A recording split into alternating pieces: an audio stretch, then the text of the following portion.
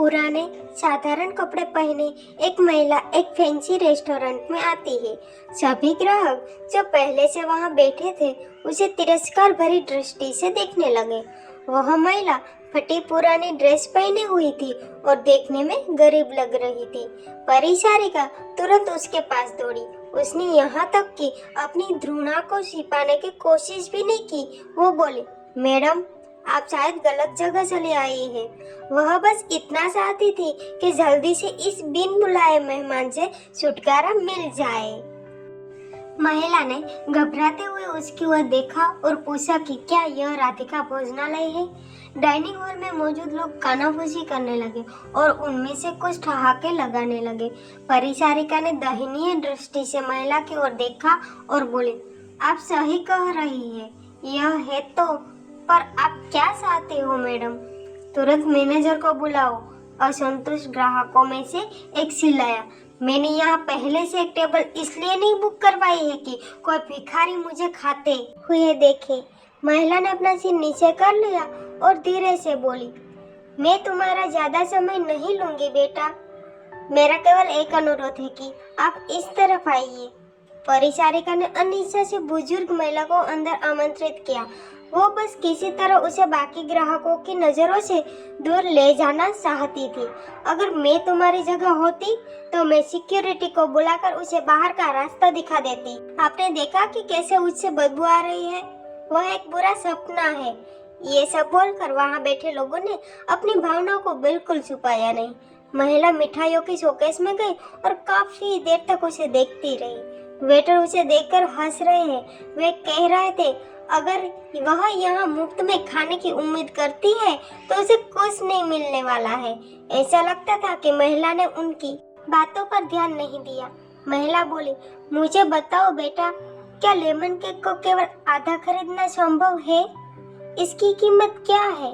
मेरे पास 10-10 की 17 नोट है। उसने हाथ में कुछ मुड़े तुड़े पुराने नोट दिखाते हुए पूछा। वेटर्स ने मुश्किल से हंसी रोकी।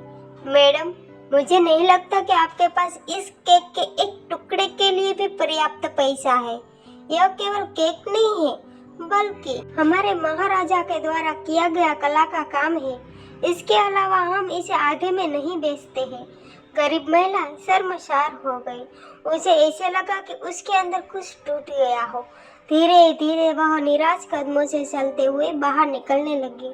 वहाँ एक फौजी भी आया हुआ था।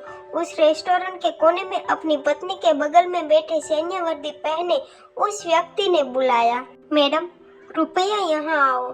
आप बहुत निराश लग रहे, कुछ हुआ है? उसने चेहरे पर मुस्कान के साथ पूछा।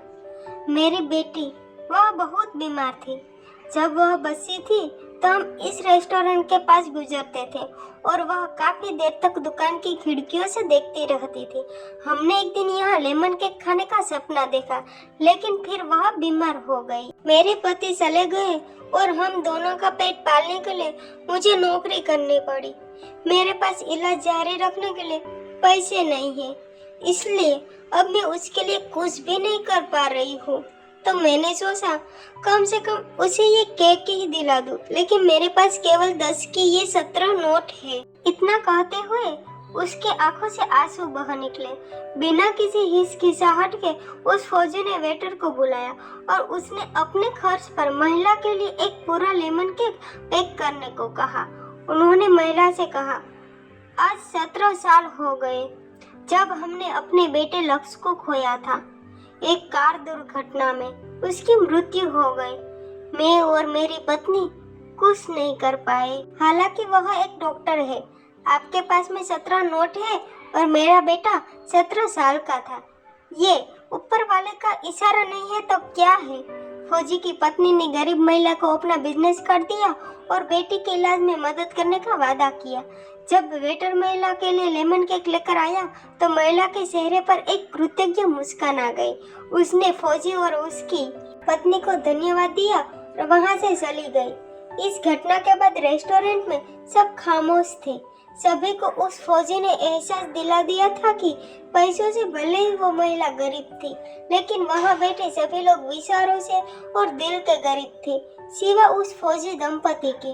अब वहाँ किसी को भी हंसने का मन नहीं कर रहा था। मोरल, जैसा कर्म करोगे वैसा ही फल मिलेगा। यदि अच्छे कर्म करोगे तो अच्छा फल मिलेगा, बुरे कर्म करोगे तो बुरा। यदि हम किसी को कड़वाहट देंगे तो बदले में हमारे जीवन में भी कड़वाहट घुल जाएंगी। गरीब लोगों की मदद करें। अगर आप मदद ना कर पाए तो उसे भला बुरा कह के उसका दिल भी ना दुखाए। इसलिए हमेशा सबका भला करें। आशा है कि आपको गरीब महिला और फौजी की स्टोरी इन हिंदी पसंद आई होगी। ऐसी ही हिंदी मोरल स्टोरी पढ़ने के लिए हमें लाइक, कमेंट और सब्सक्राइब अवश्य करें। थैंक्स।